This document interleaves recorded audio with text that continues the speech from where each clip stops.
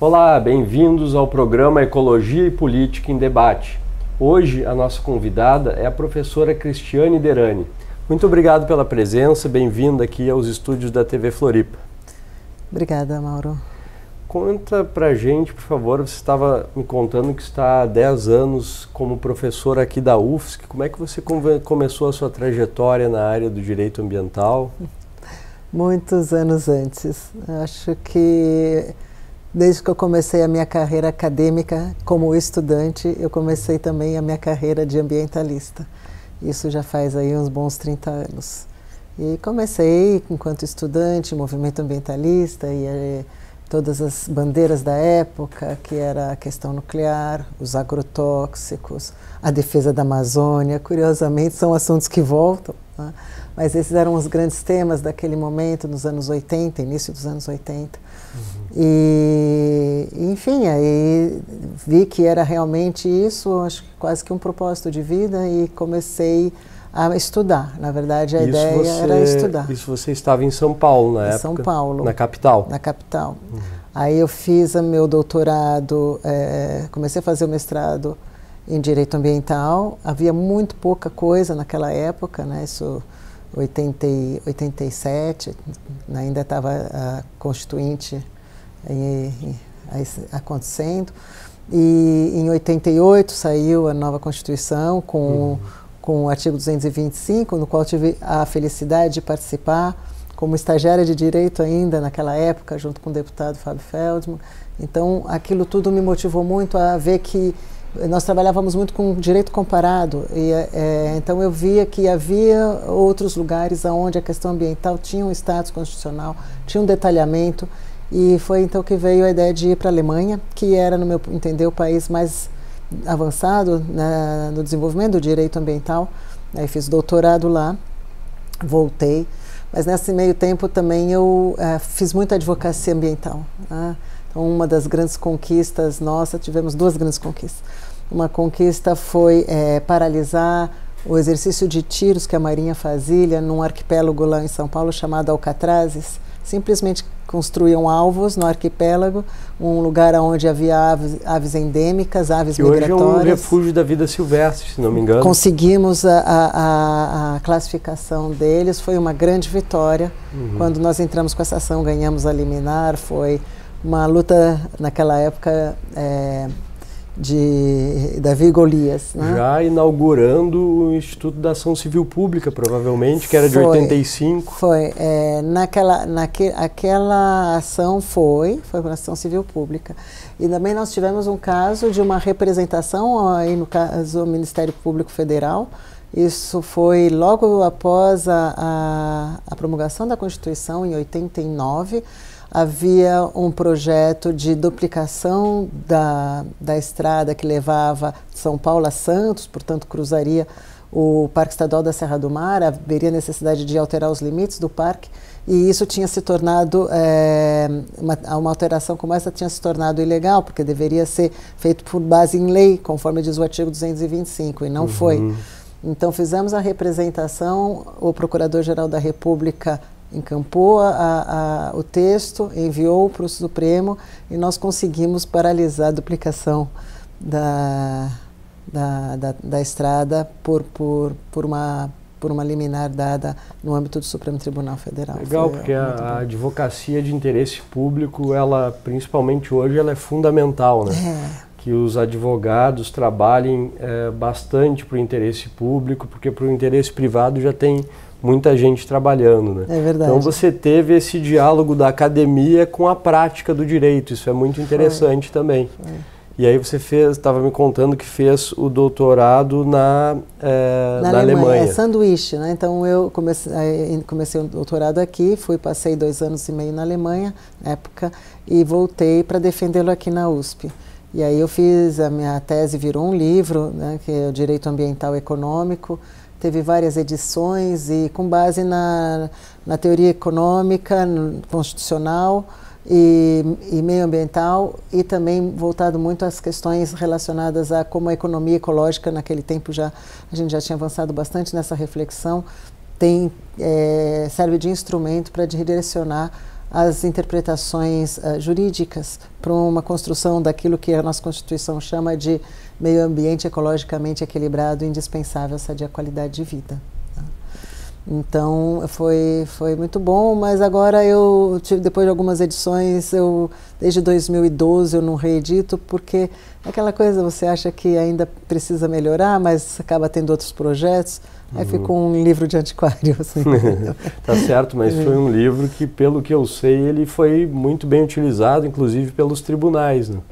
Isso é um orgulho que a gente tem que ter, né? É um livro que ele tem uma atualidade e foi bem usado e espero que continue sendo. Tá certo.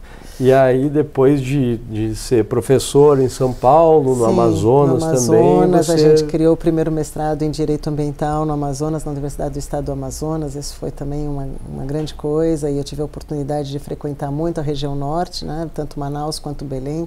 Isso dá uma outra perspectiva de vida.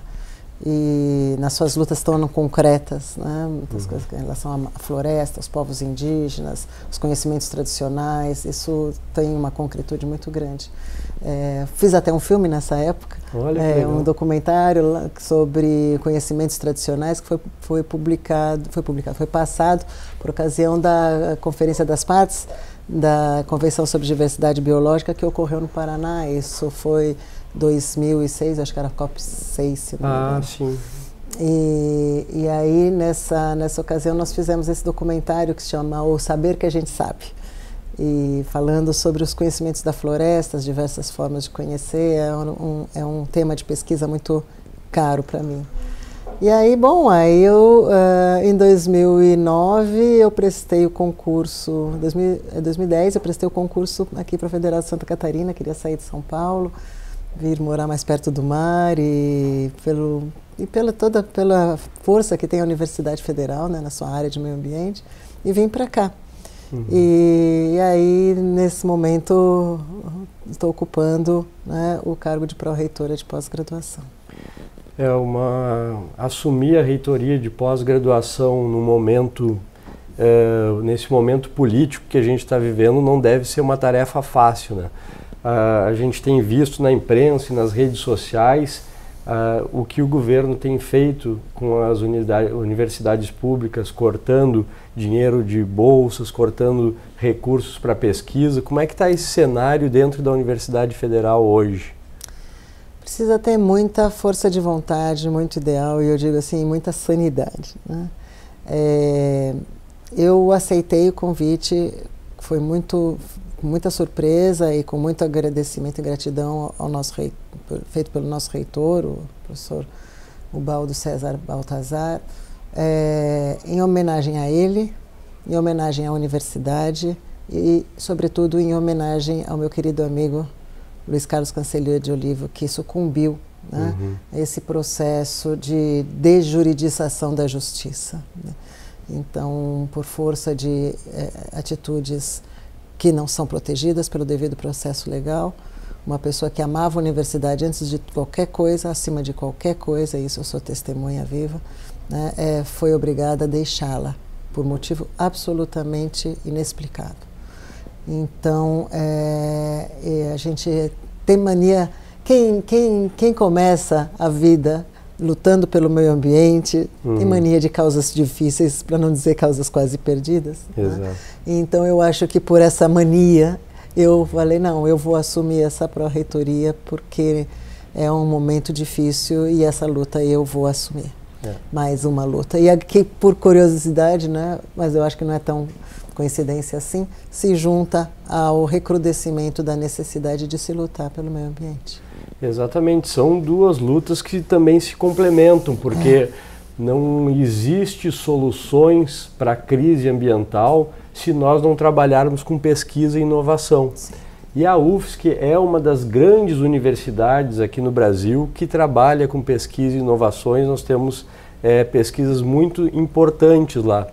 O que você pode dizer para o nosso telespectador, para o nosso internauta, sobre essa importância da pesquisa e da inovação para a conservação do nosso direito ambiental, do nosso direito ao ambiente ecologicamente equilibrado?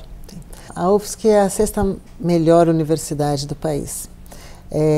Em termos de pesquisa ambiental, eu diria que é uma das melhores. Talvez a 2ª ou 3ª, eu quero dizer que realmente ela é de ponta em várias áreas.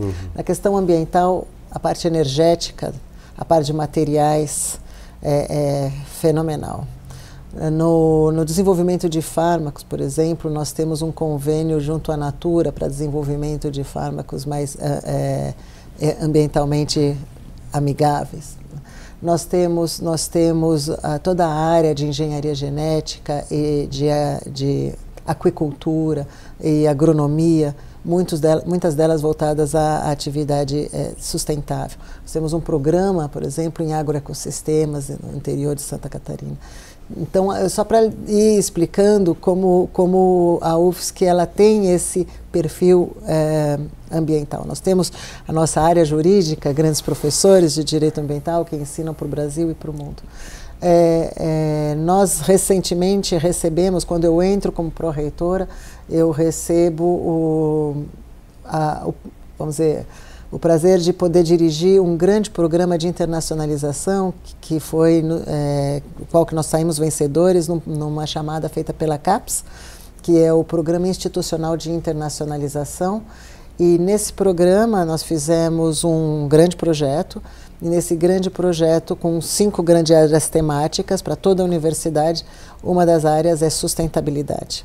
E nessa área de sustentabilidade, todos esses temas de alimento, energia, engenharia sanitária, política, governança, entra para nós construirmos um arcabouço científico e tecnológico para a melhoria do meio ambiente. Hoje, quando a gente fala em projeto de pesquisa, o público se pergunta, esse recurso está garantido para que o projeto vá adiante?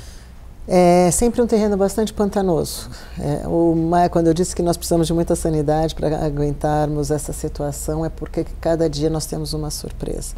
Infelizmente, as notícias não são dadas a priori, nós sabemos às vezes dos cortes ou pelo jornal ou por uma carta que vem posteriormente à efetivação de cortes. É muito difícil esse trabalho, até porque nós estamos trabalhando com a vida das pessoas.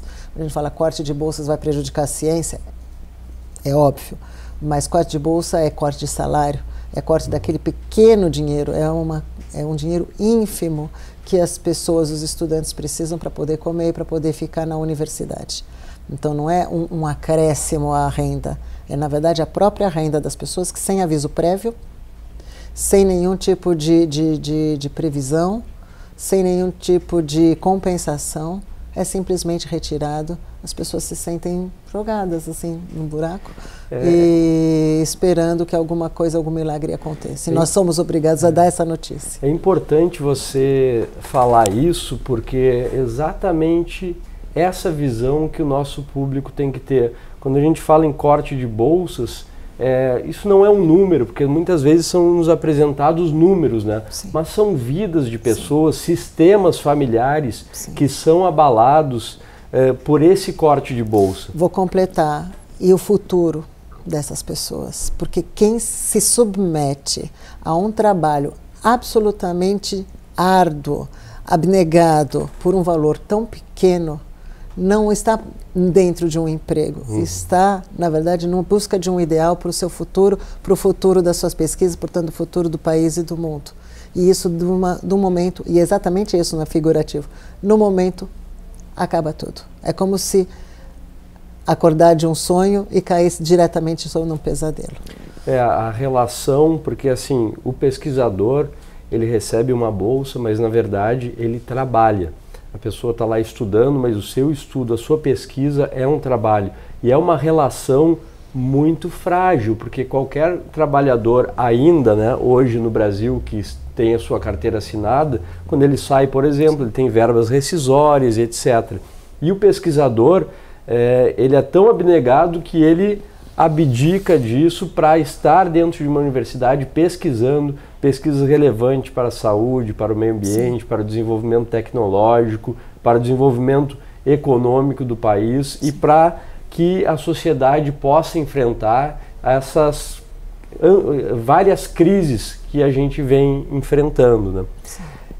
Por falar em pesquisa, você lidera um grupo na Faculdade de Direito, também um grupo de pesquisa. Sim. Você poderia falar um pouco também sobre isso? O EMAI, Estudos Avançados em Meio Ambiente e Economia no Direito Internacional. Nós temos esse laboratório, né, é um lugar de estudos em que nós trabalhamos essa relação entre produzir, conservar e a governança internacional dessas formas de produção e a conservação do meio ambiente. Então, isso tem vários desdobramentos. Um último desdobramento que nós estamos apresentando, né, é o congresso que nós vamos sediar. Na verdade, é um 9º congresso da rede para o novo constitucionalismo latino-americano. Então, é uma temática que vem ao encontro da nossa temática sobre meio ambiente e economia dentro da globalidade. E nós vamos juntar, então, esses dois pensamentos e nós trabalharemos nesse congresso novas formas de viver, criar e produzir para construir economias decoloniais, que é aquilo que se junta com a nossa perspectiva de uma economia ecológica, de trabalhar dentro dos limites planetários, de criar formas de produção e consumo que estejam de acordo com a resiliência ambiental e não deixemos para os nossos descendentes apenas resíduos e pouco alimento. Exatamente. E o que tem surgido muito no Brasil nos últimos anos, inclusive debates nas redes sociais, na mídia, é essa relação da economia com o meio ambiente, né? Hoje, o norte do governo federal é um norte que nós tínhamos, inclusive, lá no início dos anos 70. O Brasil, inclusive, foi para Estocolmo com essa mensagem dizendo que a poluição era bem-vinda. Eu estava lendo até um livro do Fernando Gabeira esses dias, que é um livro chamado Vida Alternativa, onde ele dizia que não só isso, mas se fazia publicidade no Brasil para trazer a poluição. Sim. Há um retrocesso em termos de economia e dessa relação entre economia e meio ambiente no Brasil hoje em dia? Mauro, é uma situação muito desagradável. Como eu lhe disse, eu comecei meu ativismo ambiental em 1984, lutando contra as indústrias poluidoras de Cubatão, no momento ainda de autoritarismo, em que os documentos de poluição e de destruição da mata, da floresta atlântica, assim como também das doenças causadas pela emissão da poluição, como mulheres com partos de crianças anacefálicas e uma série de coisas assim, era o mote, né? Então, excesso de poluição, químicos mal acondicionados, as explosões que houveram, não sei se está lembrado, né?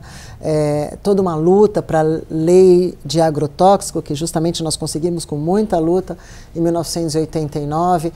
Então, tudo isso foi uma construção que sai de 72 e passa aí toda essa década, né, de 72 a 85, assim, até o processo de democratização com uma resistência política muito grande, mas também com certas conquistas que nós achávamos que seriam definitivas. Jamais pensávamos que aquelas conquistas conseguidas tão arduamente teriam um revés. E infelizmente estou vivendo para ver isso, né? Que tudo aquilo pelo qual nós lutamos de maneira grande, as pessoas talvez não entendam que aquilo que nós temos não foi dado, foi lutado, e com muitos anos, com muitas baixas, com muitos sacrifícios. Para falar apenas da questão ambiental. Então, a questão da Amazônia, as hidrelétricas na Amazônia também era um motivo de grandes lutas. A questão nuclear, né, também foi um motivo. A proteção das terras indígenas, tivemos grandes lutas, o povo Yanomami sofreu grandes baixas, tivemos grande apoio internacional, inclusive, para diminuir todo o extermínio que se fazia na época e que se retoma agora dos povos indígenas. Então, pensávamos ingenuamente que cada degrau galgado pela sustentabilidade era algo que estava superado, né? Então, galgava-se um degrau, construía-se uma nova realidade e a história iria sempre para a frente e para o melhor. por ignorância histórica. Né? A história é feita de reveses e, infelizmente, estamos vivendo um muito grande. Porque também, na verdade, essas conquistas, elas foram muito importantes, mas elas precisam ter lastro na sociedade. A sociedade precisa absorver essas conquistas para mantê-las. Perfeito. Quando nós começamos aqui o programa, eu entrevistei uma socióloga chamada Sabrina Fernandes e nós conversávamos que nós não tínhamos visto ainda no Brasil grandes manifestações de rua, né, como a gente vê defendendo vários temas em defesa de bens ambientais. E a gente chegou num caos tamanho que a gente viu agora há pouco grande manifestação, a Avenida Paulista cheia, várias capitais também, várias cidades do interior, inclusive no exterior, em frente às embaixadas do Brasil, mobilização em defesa da Amazônia e, consequentemente, em defesa de bens ambientais que são muito caros à nossa sociedade. Sim. Você pensa que esse caos ele pode gerar uma nova ordem e causar uma reorganização na sociedade para não só resgatar esses direitos que estão sendo perdidos, mas mantê-los para as futuras gerações? Mauro, não tem opção. Ou eu escolho o caminho para acreditar que do caos nascerá uma outra sociedade com uma outra consciência, muito mais solidária, muito mais presente em relação ao seu entorno e à sua dependência da Mãe Terra, ou eu entro num desespero, porque diferentemente dos anos 70 e 80, o grau de destruição do planeta está no ponto de reversibilidade. Aquilo que na época dos anos 70 e 80 era uma grande ameaça, hoje, na verdade, é uma grande realidade. Nós temos aí o grande professor Carlos Nobre, né, professor brasileiro, fez parte do IPCC, e dizendo que nós estamos chegando num momento em que realmente não tem mais como reverter a destruição da Amazônia. E aquela história, a Amazônia não está longe, a Amazônia está aqui na falta d'água, está na dificuldade de se ter um regime hídrico bom para o interior de Santa Catarina, para o interior de São Paulo. Os rios voadores estão cada vez mais curtos. Né? E onde está o agronegócio, se não é no interior de São Paulo e no interior de Goiás? Quer dizer, essas pessoas todas estão sofrendo. E a reversibilidade disso está ficando cada vez mais distante. Então eu tenho que acreditar que do caos nascerá um mundo melhor, porque eu tenho 2 filhos e eu quero que eles vivam melhor. Exatamente, e aí você até tocou nessa questão de sustentabilidade e a gente vê que o grande mote da sustentabilidade é a equidade intergeracional, né? Porque quando se fala em sustentabilidade, fala em equilíbrio, né? Das questões econômicas, ambientais e sociais, mas o que as pessoas às vezes não percebem e não as chama a atenção é essa questão da equidade intergeracional que, aliás, a nossa Constituição absorveu de forma muito inteligente. Né? E digo uma coisa, esse debate entre economia e ecologia que vai haver neste evento que vocês estão organizando na UFSC, quais são os temas que serão debatidos e, já aproveitando também, quais são as soluções que os pesquisadores têm apresentado em relação ao desenvolvimento econômico associado à demanda do equilíbrio ambiental que a sociedade tem hoje em dia. Esse encontro ele é bastante interessante porque, como eu lhe disse, é uma junção, né, um encontro de 2 grupos de pesquisa que tratam com perspectivas diferentes da mesma realidade. Então, o grupo do Novo Constitucionalismo Latino-Americano, que trata do constitucionalismo e democracia, vai se encontrar com o grupo de estudos avançados sobre meio ambiente e economia no direito internacional e vão trabalhar as novas formas de viver, criar e produzir, economias de decolonialidade. Então, o que nós dizemos é o seguinte: se sustentabilidade é uma palavra para se construir justiça, e justiça no seu sentido mais amplo, como justiça na Terra, uma justiça planetária, uma justiça intrageracional, intergeracional e uma justiça para com todos os viventes e todos os elementos que constituem o equilíbrio da Mãe Terra. os tais dos direitos da natureza, eles entram dentro dessa concepção mais ampla de justiça. E para que essa justiça seja construída, o direito é, né, embora alguns queiram negar, o elemento social, a instituição social que busca utopicamente essa justiça. E isso é muito importante nós mantermos em mente. Então, esse direito, ele tende a oferecer instrumentos para que se construa formas de viver e de produzir que sejam adequadas aos limites planetários. E para isso, nós estamos convencidos de que é importante construir formas de produção que não sejam aquelas instituídas a partir do processo de colonização. Há 500 anos, nós temos uma estrutura de produção que, por ser tão antiga, nós nos acostumamos a ela achando que essa é a forma de produção per se, o que não é verdade, né? Comunidades alternativas, elas nos dão pistas, né? Os povos indígenas, outros povos e organizações sociais nos dão pistas que é possível construir outras formas de produzir, é possível outras formas de viver, é possível se encontrar uma prosperidade, um bem-estar de maneira mais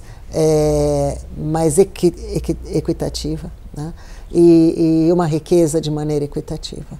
Nós somos, infelizmente, um país que é campeão em desigualdade e se tornou mais desigual nos últimos 3 anos. Se tornou mais concentrador de terra, que ele já concentrava nos últimos 3 anos. Quer dizer, nós estamos numa escalada que precisa ser revertida. Isso faz parte de um processo colonial de produção. Então, produzir de maneira ecológica, uma economia que seja ecologicamente sustentável, ela tem que ser também, ao mesmo tempo, uma economia decolonizada. E o que significa isso? Vá ao Congresso. Novembro, de 28 a 30. De 28 a 30 de novembro, na Universidade aqui Federal. Na Universidade Federal de Santa Catarina. Exatamente. O grupo de pesquisa tem redes sociais, site? Sim. O grupo de pesquisa, né, nós temos o acrônimo EMAI, né, Estudos em Meio Ambiente e Economia no Direito Internacional, da UFSC. E dentro do grupo de pesquisa também tem o direcionamento isso são os meus mestrandos e doutorandos que fazem, né? Para o Facebook do Congresso, o 9º Congresso do Novo Constitucionalismo Latino-Americano, Viver, Criar e Produzir, Economias de Decolonialidade, que também tem o seu Instagram. Tá certo. E sobre essa questão, para a gente ir fechando, do constitucionalismo latino-americano, ele é muito inspirado na cosmovisão dos povos tradicionais. Perfeito. E qual a importância da diversidade cultural e da manutenção dos povos tradicionais para essa nova visão, para essa nova, inclusive para essa nova economia, para esse novo modo de viver bem que a gente tanto busca na sociedade? É vital. Tudo que nós construímos agora, em base tecnológica, precisa reencontrar toda a humanidade e a espiritualidade que foi construída por milênios, por outros povos que nós insistimos em destruir dentro de um processo colonial. Então, a presença deles e a salvaguarda da existência dessa diversidade cultural é a nossa própria possibilidade de continuarmos na Terra. Uma coisa é certa, Mauro, o nosso modo de produção destruiu a Terra. E se nós continuarmos nesse modo de produção, nós não temos mais do que 100 anos dentro dessa Terra. Quero dizer que essa conta não é minha, é de Stephen Hawking. Então, não é uma pessoa que mereça ser desconsiderada. Nós temos uma situação em que é essencial nós reconhecermos o outro e reconhecermos aqueles que por milênios produziram e viveram de uma forma que manteve a sua existência, a sua organização social. E por que não nos comunicarmos e pegar o melhor de cada mundo e refazermos a nossa sociedade? E aquilo que se diz no artigo 1º da Declaração do Rio de Janeiro de 1992, que curiosamente é bastante esquecido, que nós devemos, os seres humanos, viver em harmonia com a natureza. Tá certo. E o que mais nos indigna é que o Brasil está caminhando justamente ao contrário, na contramão de tudo isso que está sendo falado aqui. O Brasil está, na verdade, voltando ao século passado e se isolando do mundo, se isolando inclusive da sua própria população. Uma das grandes qualidades do nosso país é sua multiculturalidade. A gente precisa de respeito entre os nossos cidadãos aqui para resgatar, na verdade, a nossa brasilidade. Isso é ser patriota. Cristiane, eu gostaria de te agradecer muito pela presença aqui e gostaria de pedir para, se tiver mais algum recado para o nosso telespectador, fique à vontade, já mais uma vez agradecendo a sua presença. Mauro, eu que te agradeço. Na verdade, as grandes palavras foram ditas por você. É muito importante para que nós possamos viver bem, que nós saibamos viver em sociedade. E para viver em sociedade nós precisamos amar os nossos diferentes e reconhecer o direito de todos eles existirem na sua diversidade. Então nós temos que amar os povos indígenas, que apesar de tudo aquilo que fizemos contra eles, estão aqui para nos passar sua sabedoria e seu poder de resistência. Amar os diferentes, as diferentes culturas, as diferentes forças políticas, todas aquelas que também respeitam as diferenças, devem ser integradas dentro dos sistemas políticos e devem ser integradas dentro da sociedade. Porque uma coisa é certa, só existe natureza, só existe ecossistema, só existe riqueza se existe diversidade. Não existe ecossistema com uma única espécie. Não existe a maior riqueza, porque nós sediamos a maior riqueza ambiental e social do mundo, porque nós somos pluriculturais e nós temos as maiores florestas com as maiores variedades de espécies do mundo. E é por isso que nós somos tão importantes. E reconhecer isso, valorizar isso, conservar isso, é ser verdadeiramente brasileiro, é ser verdadeiramente patriota. E se erguer contra o que se faz contrário a isso é também ser verdadeiramente brasileiro, verdadeiramente patriota. Não se esqueça do nosso hino nacional, que assim o diz. Muito obrigado. O programa Ecologia e Política em Debate está aqui para trazer você informações qualificadas para que você possa exercer a sua cidadania ambiental de maneira efetiva. Continue conosco aqui pela TV Floripa e no YouTube do Instituto Aprender Ecologia. Muito obrigado e até a próxima semana.